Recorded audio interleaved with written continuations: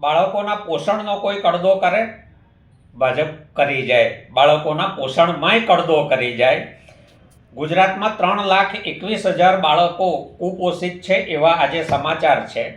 તો ગુજરાત સરકાર આ પોષણયુક્ત આહાર માટે કરોડો રૂપિયા દર વર્ષે બજેટમાં ફાળવે છે. એ કોણ ખાઈ જાય છે?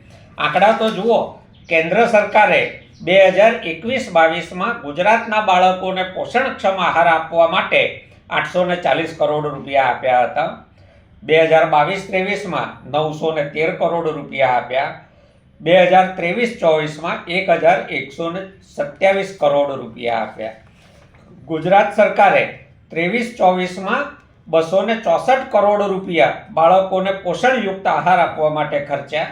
24-25માં બજેટમાં 5,500 કરોડ રૂપિયા બાળકોને પોષણયુક્ત આહાર આપવા માટે ફાળવ્યા અને 25-26માં એ વધીને 8,460 કરોડ રૂપિયા ગુજરાતના બાળકોને પોષણયુક્ત આહાર આપવા માટે બજેટમાં ફાળવ્યા. બીજા વધારાના 75 કરોડ રૂપિયા પોષણયુક્ત આહાર માટે ફાળવ્યા. દર વર્ષે કરોડો રૂપિયા જો બજેટમાં ફાળવાય છે, કેન્દ્ર સરકાર આપે છે, છતાં બાળકો કુપોષિત રહે છે, તો આ બાળકોનું કોણ ખાઈ જાય છે?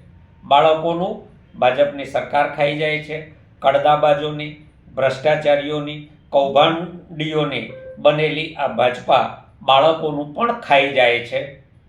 તમને આમાં કંઈ સમજવા જેવું લાગે છે? ક્યારે જાગશો?